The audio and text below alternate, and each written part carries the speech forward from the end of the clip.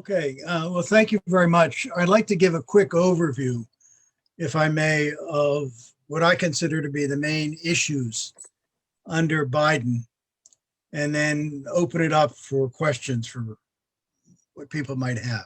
All right, some general principles of Mr. Biden's foreign policy. One, human rights, which was non-existent in the Trump administration, will be elevated, I think, considerably in the Biden administration. How high, we don't know, but at least you'll be able to see it. Number two, Mr. Biden has many things on his table now, dealing with the virus, which is getting worse in the United States, trying to repair the American economy. So I think it's no secret that he's going to be concentrating for a while on domestic policy rather than taking any major new initiatives, such as in the Israeli-Palestinian conflict. And three, the one thing I think which might shake up the Middle East to a certain extent that I think he is going to do, and that is to return to the JCPOA, which is a nuclear deal with Iran. Now, what he said is he wants to lengthen it and strengthen it, which means a longer time for the Iranians to get a nuclear weapons capacity, number one, and strengthen it to include missiles. To what degree he's going to be able to strengthen it further to cut Iranian aid to Hezbollah is a very open question. But anyway, this is what he has said he wants to do. Now, if he goes ahead with this, it's going to shake up the Middle East in the following way. The Israelis aren't going to like it, the Saudis aren't going to like it, and the UAE isn't going to like it. So it is Iran which brought the three together. And my guess is they're going to, number one, come together further against Iran. And number two, if he's serious about pushing forward on this, go back and have more reinsurance with Russia, which is what they did under Obama, when Obama tried to treat the Saudis, the UAE, the Gulf Arabs equally with the Iranians, while they were very worried about Iran seeking hegemony in the Persian Gulf.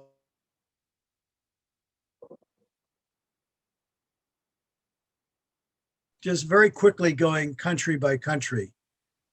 In the case of Israel, the warm, cuddly, cozy relationship that Netanyahu had with Trump is gone. Well, Netanyahu and Biden know each other. There have been clashes in the past, especially some of you may remember in 2010 when Biden came to visit Israel. All of a sudden, more housing on the West Bank was announced, which is a great embarrassment to Biden. And you have these kinds of irritations. If I can give a small plug for an article that I wrote, as before I started writing for your journal, PR. This was in Israel Affairs in February of 2017, which is the erosion of U.S.-Israeli relations in the second Obama administration, where I go into great detail and exactly the kind of clashes, and of course was the Obama-Biden administration. So the personal relationship is gone. Number two, Biden has already come out against Trump's plan, this great plan, this deal of the century that gives Israel 30% of the West Bank and the Palestinians 70% of the West Bank, and encourages Israeli annexation. That's over with. That's why the settlers, if you had a chance to pay attention to this, are pushing very strongly now to get as much settlement activity done, as much housing in the settlements, especially beyond the barrier wall, as they can before Biden comes in. So against annexation, going to take a stronger position against settlements. However, there's some things he's not going to do. He's not going to move the American embassy back from Jerusalem to Tel Aviv. And he's certainly supportive of the Abraham Accords with UAE and with Bahrain, and the deal that was made, although it was very much front-loaded on behalf of Sudan, with Sudan. So you have that. Now, shifting over to the Palestinian end, I think he's going to do a few things. He's probably going to reopen the PLO office in Washington. It was closed by Trump. I think he's going to either have a section of the American embassy in Jerusalem totally devoted to Palestinian affairs, or more likely, if he can manage it, a separate building dealing with Palestinian affairs on the West Bank. So I think he's going to reach out to the Palestinians and possibly restore some aid. Now, Abbas, from his end, thinks the Biden election is wonderful, and this may give him the cover to resume negotiations with the United States. I think we have to watch and see, because on the one hand, he's working out some unity efforts with Hamas, although they haven't yet reached the point of elections, which have been promised. On the other hand, he may want to see how far he can get with the United States under Biden. But I think the Biden election would give Abbas the cover he needs, especially if the PLO offices reopen in Washington, to get involved with the United States again. That would make a good bit of sense for me. So, that's, I think, one thing which will preoccupy Biden. Now, moving on to Saudi Arabia, Trump sort of gave a carte blanche to Mohammed bin Salman with the murder of Jamal Khashoggi. I don't think Biden will do that. But again, because American domestic politics are so tied into the virus and into rebuilding the economy, whether the U.S. wants to pick a major fight at this stage with Saudi Arabia, given the other areas of cooperation, remains to be seen. With the UAE, I think relations will continue to be good. And if I'm sure you all noticed the other day, the UAE has eased Islamic restrictions. So honor killings now you will get tried for and punished for like any other murder. Having access to alcohol is easier, cohabitation and so forth. So I think these were clear gestures to the U.S. And I think the UAE and its relationship to Israel, which is moving ahead very rapidly from a kosher restaurant in the big tower in Dubai on the one hand, to cooperation in agricultural technology on the other, flights back and forth. So that is going ahead very rapidly. So I think the US-UAE relationship will probably stay pretty strong. Egypt is another question. If you remember, Mr. Trump called General Sisi, quote, my favorite dictator. And that's certainly with the human rights issue, that's not going to be the sense of Biden, although it should be remembered that Obama, I think, made a horrendous mistake in dealing with General Sisi during the coup in 2013. Remember, this was not simply a military coup. You had 1 million people in the streets in Egypt, very dissatisfied with Mohammed Morsi and the Muslim Brotherhood.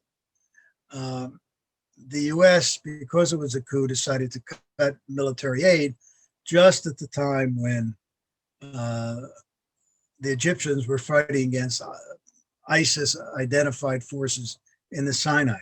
And of course, the Russians stepped in there and began a process of rebuilding relations in a big way with Egypt, which continues to this day.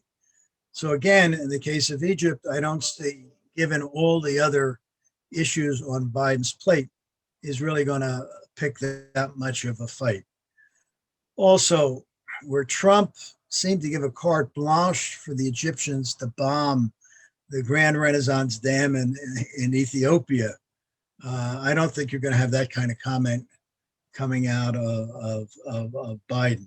So I think relations may cool a bit, but so long as the Israeli-Egyptian peace treaty holds, and Egypt now seems to be focusing more on the Eastern Mediterranean, cooperating with Greece and Israel, natural gas, and Cyprus, I think that relationship will probably hold.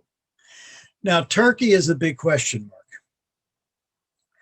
U.S.-Turkish relations have been going downhill very rapidly over the last few years. The Turks claim that Fethullah Gulen, who lives in the United States, engineered the 2016 coup and are demanding its extradition. Even Trump wasn't willing to do that. Although Trump leaned over backwards in the whole bank issue, even though it was smuggling money to Iran, Trump managed to get American prosecutors to sort of forget that. The SAM 400s, which the Turks got from Russia and have now started exercising with. This has got Congress all riled up, including Biden, by the way. And Trump was opposed to sanctions on Turkey for that. And the messing in the Eastern Mediterranean, that's problematic. Although there now seems to be a holding ceasefire in Nagorno-Karabakh, Biden called out the Turks for exacerbating that conflict. I can see some deterioration of relations and a fairly rapid one. I'm not even talking about Syria here, and how after talking to Erdogan on the phone, Trump abruptly pulled American troops and support out of Turkey, leaving our Kurdish allies in the lurch. I don't think that's going to happen under Biden. But I see a deterioration of relations with the Turks coming on. Now, Erdogan is fairly hard-headed, and we'll see how that goes. And he may move closer to the Russians. But the Russians, I think, if you look, at least I'm waiting to see how this ceasefire plays out in Nagorno-Karabakh, as well as a ceasefire in Libya. But I think the Russians had pretty well backed the Turks into a corner. And if the Turks hadn't noticed it when either the Syrians or the Russians bombed their training base in northern Syria, 6 miles from the border of Turkey, the Turks, I think, got the message. So I think as relations between the U.S. and Turkey go down, I think Russian-Turkish relations will probably improve, although the Turks will have to pay for that.